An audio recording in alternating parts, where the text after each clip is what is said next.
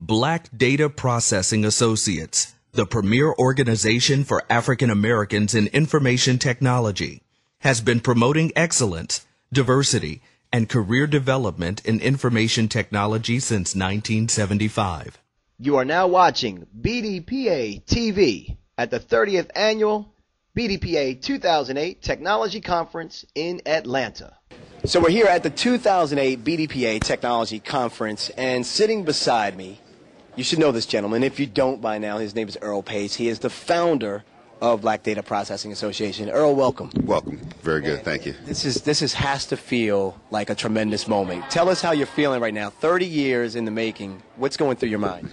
Well, I think the epitome of it was the introduction that you did to our opening ceremony, which set us off on the right path. We want to thank you for that participation. You inspired our youth and the other people that are there. So I know you didn't anticipate me giving you these kudos, but I give them to you anyway. No, I appreciate that. Thank you. But it's every year it gets better, as far as I'm concerned. We're growing at a good rate, but as the co-founder, it's never quite what you want it to be, but that's what brings about progress. Okay, we've grown now into an organization that has 50 chapters or so, and we're crisscrossing the country, inspiring from classroom to the boardroom. We have a 10-year-old here this year who is making a presentation on motion using the theory of Isaac Newton. We've got a 12-year-old who's doing GIS and its implications. We have students that are developing websites in close to 4 hours that are operational. We have CIOs here who are from some of the major corporations, and all of the professionals in between there. So our vision of classroom to the boardroom is really manifesting itself while we're here. You know, when you have a vision that starts off, it usually starts off very small, right? Yes. You may have big plans and big dreams, but yes. Did you envision back in the 70s that this is what it would evolve to? Honestly, not at all. The genesis of BDPA was my attending a managers conference. I had been recently promoted to management at a financial services technical company, and I sat in Mountain Shadows, Arizona, in a room of 200 programming managers, which is what they called them in those days. And there were 199 people of the other persuasion and myself.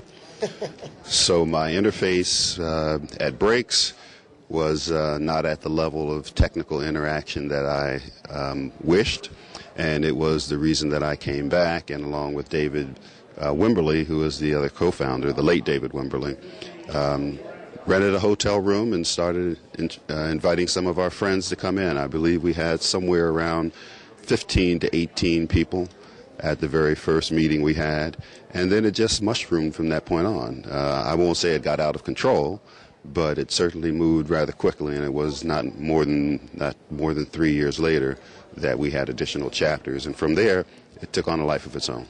So you're here now in 2008, and you look handsome, you look energized, you look inspired, you look like you're ready to go for another 30 years.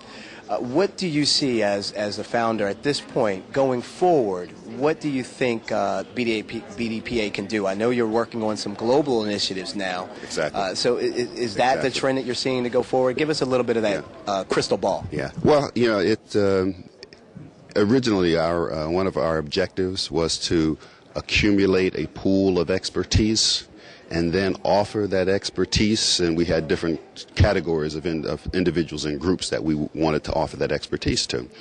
Not that we have totally penetrated the United States, but we have enough of a core that we can look to Africa.